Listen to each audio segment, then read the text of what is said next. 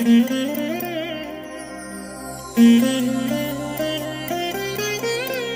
దినం పరము నుండి దిగివచ్చు మాట, ఇది నీ జీవితానికి వెలుగుల బాట, నీ ఒడిలో ఉంచబడిన దీవెనల మూట, అద్భుతాల ఆనంద ఊట. అక్టోబర్ 7. సంవత్సరమంతా మీరు బైబిల్ చదివి ముగించడానికి ఈరోజు మీరు చదవలసిన లేఖన భాగం ఉదయం యెషయా గ్రంథం 28 మరియు 29 అధ్యాయములు, సాయంత్రం ఫిలిప్పీలకు రాసిన పత్రిక 3వ అధ్యాయము. ప్రియమైన దేవుని బిడ్డలారా, ఈ ఉదయకాల సమయంలో ప్రభు యొక్క కృప మీకు తోడైనుగాక.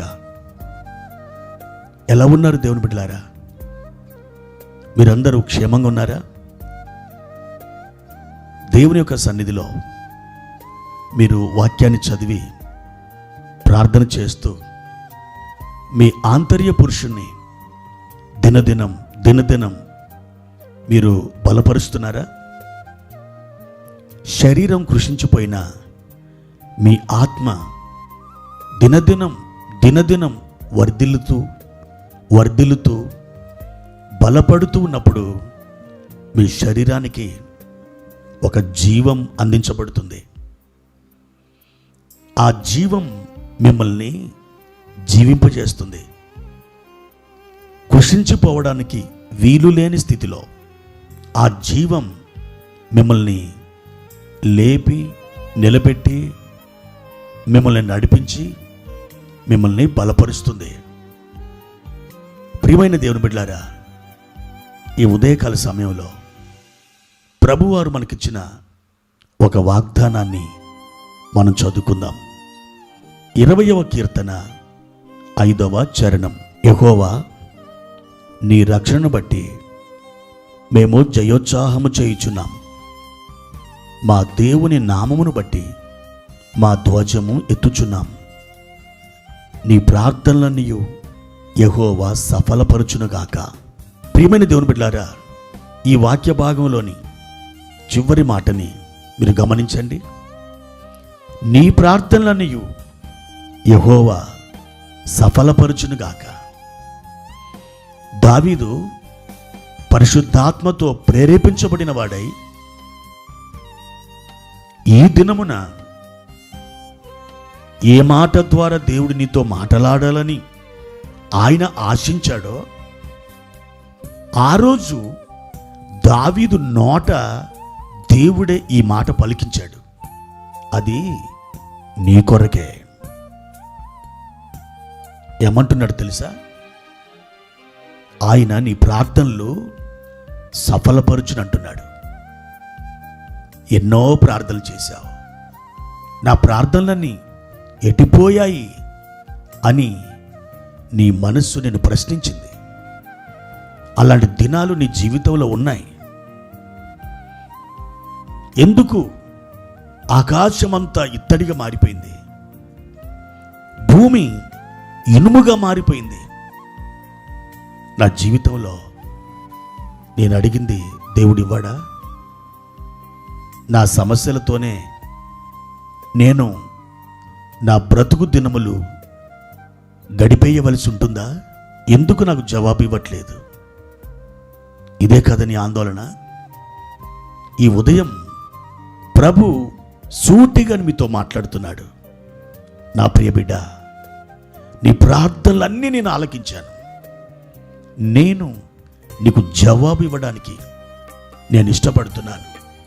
ఇదిగో నా దక్షిణ హస్తం నీ జీవితంలో కదలబోతుంది. నా మహిమను నువ్వు చూడబోతున్నావు. నా కృపను నువ్వు సమృద్ధిగా అనుభవించబోతున్నావు.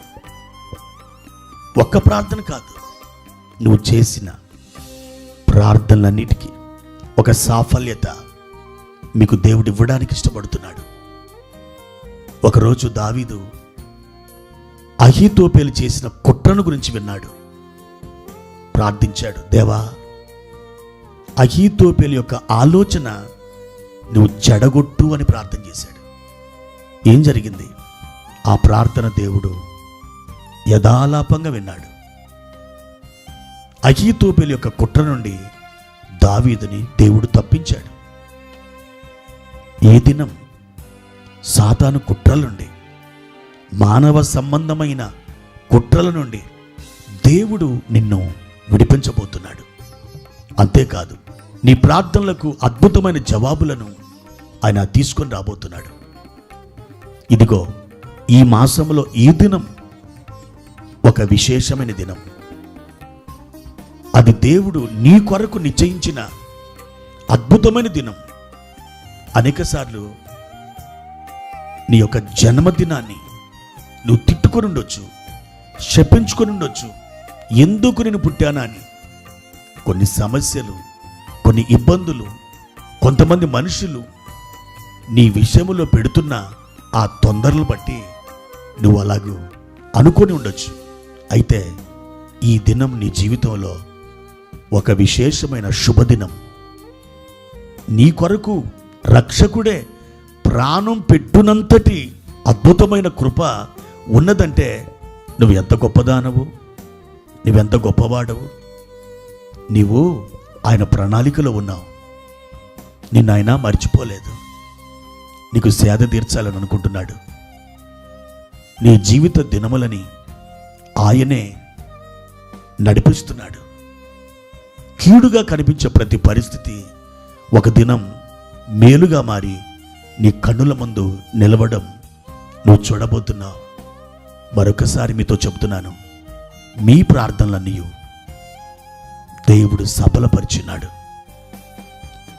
మీ ప్రార్థనలకు ఆయన జవాబులు ఇచ్చి ఉన్నాడు. మీరు చూడండి, విశ్వాసంతో మీరు కనిపెట్టుకోనండి. త్వరలో ఒక అద్భుతమైన విడుదల మీకు రాబోతుంది. ప్రార్థన. ప్రియమైన తండ్రి, మీ ఘనమైన నామానికి వందనాలు. ఈ ఉదయకాల సమయంలో మీరు మాకు చూపిన విశేషమైన కృపను బట్టి వందనాలు. ప్రభువా, ఒక్కసారి మా ప్రియులను కనికరించండి, బలపరచండి, దీవించండి. వారి ఎన్నో ప్రార్థనలు మీ సన్నిధిలో చేసి ఉన్నారు. వారి ప్రార్థనలకు మీరు జవాబులు దయచేయండి. నాయనా, ఇప్పటికే మీరు అనేకమైన జవాబులు మా ప్రియుల ఎడల సిద్ధపరచుకొని ఉన్నారు. అద్భుతమైన మీ దివ్య సమయం కొరకు ఎదురు చూస్తున్నాం. వారిని సంతోషింపజేసి వారి నోటి నిండా నవ్వు కలుగ చేయమని యేసుక్రీస్తు నామంలో ప్రార్థించి వేడుకుంటున్నాము తండ్రి. ఆమేన్.